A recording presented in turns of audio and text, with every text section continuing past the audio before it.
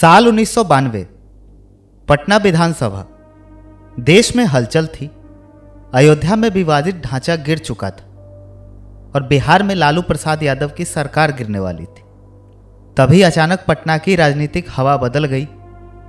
एक अनसुना नाम कृष्ण यादव ने बीजेपी के विधायकों को तोड़कर लालू की डूबती सरकार बचा ली। उसी दिन एक ऐसा रिश्ता जन्मा जिसने अगले 33 साल तक नवादा की राजनीति पर कब्जा बनाए रखा।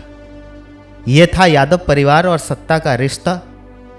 यह रिश्ता ऐसे ही चल रहा था। फिर आता है साल 2025, जब कृष्ण यादव के भाई राजबल्लभ आरजेडी से नाराज हो गए और जेडीयू में शामिल हो गए। साथ ही उन्होंने अपनी पत्नी विभा देवी को भी जेडीयू में शामिल करवा दिया। विधानसभा चुनाव में विभा देवी को नवादा से टिकट भी मिल गया और वह जीतकर विधायक बन गई। बिहार विधानसभा का पहला दिन था। नए विधायकों की कतार लगी थी और कैमरों की रोशनी में हर चेहरा संजीदा दिख रहा था। इसी बीच नवादा से नवनिर्वाचित विधायक विभा देवी शपथ लेने उठी। कागज पर लिखे हिंदी के शब्द उनके लिए पहाड़ बन गए। वह अटकने लगी। मैं ईश्वर की सतत लेती हूं। पास में बैठी जेडीयू विधायक मनोरमा देवी से तुरंत उनकी ओर झुककर कहा, छुटकी बोलना। विभा फिर से कागज में डूबी, लेकिन शब्द बार बार हाथ छुड़ाकर भाग रहे थे। मनोरमा देवी उन्हें लगातार प्रॉम्प्ट करती रही और वे टूटे फूटे शब्दों में शपथ पूरी कर पाईं। इसी दृश्य ने सोशल मीडिया पर आग लगा दी। लोग इसे बिहार का दुर्भाग्य कहने लगे।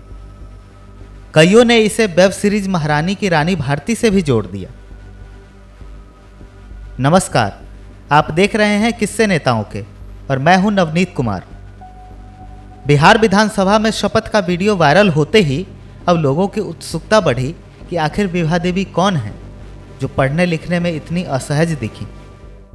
विभा देवी जेडीयू के टिकट से चुनाव लड़कर नवादा की विधायक बनी।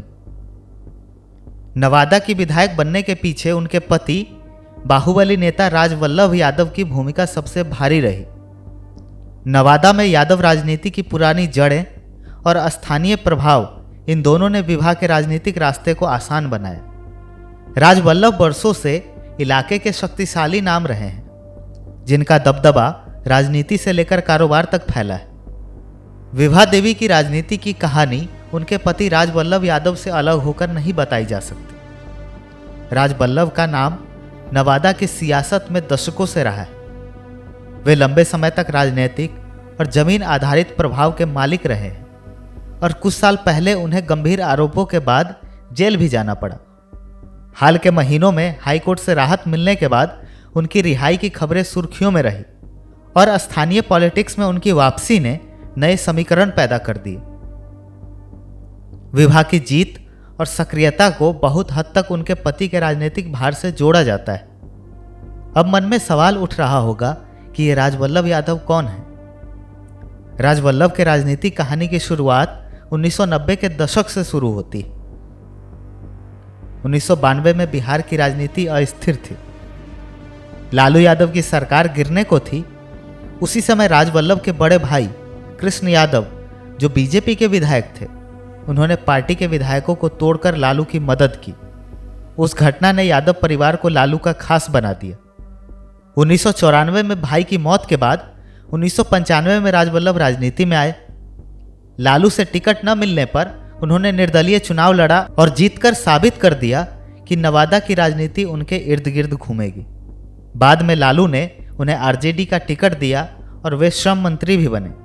नवादा में दो परिवारों का दबदबा रहा है, राजवल्लभ और कौशल यादव।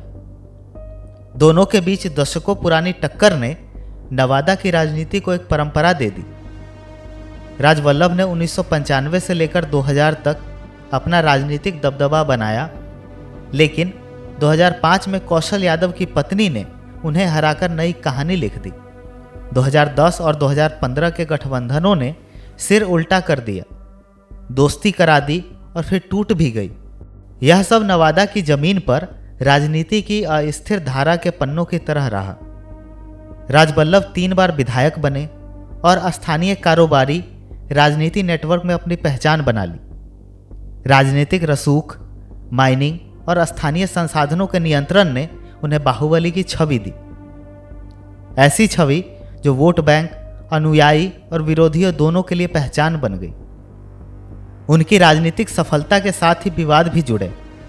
फरवरी 2016 में उनके खिलाफ एक गंभीर मामला दर्ज हुआ, एक नाबालिग से कथित बलात्कार का आरोप। शुरुआती सुनवाई, गिरफ्तारी और अदालत के समक्ष पेशी ने उनकी साख पर गंभीर असर डाला और पार्टी ने भी उन्हें निलंबित कर दिया।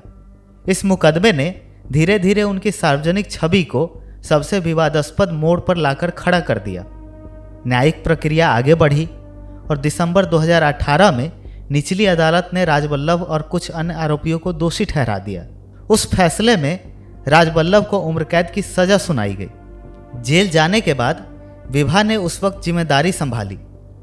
2019 के उपचुनाव में विभा को आरजेडी ने मैदान में उतारा और यही वह दौर था जब उनकी राजनीतिक पहचान धीरे धीरे बनती गई। एक ऐसी पहचान जो पति की मजबूती और इलाके की जड़ें दोनों से जुड़ी थी।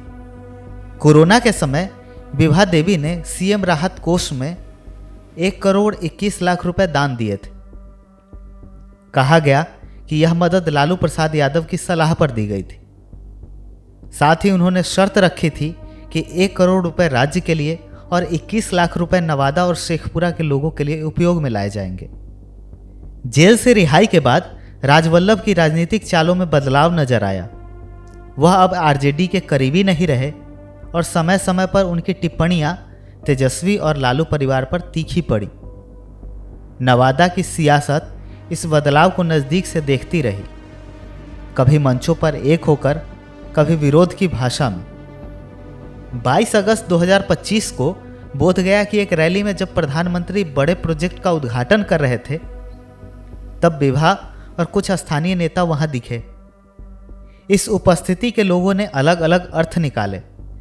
तभी समझ आ गया था कि ये आरजेडी छोड़कर एनडीए में आ गई हैं। राजवल्लभ यादव ने तेजस्वी यादव की पत्नी राजश्री की तुलना जर्सी गाय से की थी। उन्होंने नारदीगंज की सभा में कहा कि जात पात खाली वोट देने के लिए किया जाता है, विवाह की बात आई तब कहाँ विवाह किया। एक यादव जी की लड़की का कल्याण होता, क्या जरूरत थी हरियाणा पंजाब में शादी करने की। लड़की लाना है कि जर्सी गाय लाना है। यादव समाज में कोई लड़की नहीं थी। उन्होंने यह भी कहा कि यादव समाज में एक ने शादी किया तो उसे पार्टी से निकाल दिया। इन तमाम किस्सों के बीच विभा देवी का शपथ ग्रहण का वायरल वीडियो मात्र एक छोटा पल है, पर उसकी गूंज उन सालों की राजनीति, पारिवारिक रिश्तों, विवादों और स्थानीय दांव पेचों तक जाती है। हर कथा अपने आप में पूरी है, कभी दर्द की, कभी विवाद की, कभी जीत की, और नवादा की यह कहानी अभी खत्म नहीं हुई। यह आगे भी व्यक्ति और परिवारों के फैसलों के साथ नए अध्याय जोड़ती रहेगी। तो ये थी विभा देवी और उनके पति राजवल्लभ यादव की कहानी। ऐसे और किस्सों के लिए जुड़े रहिए स्टेट मिरर के साथ।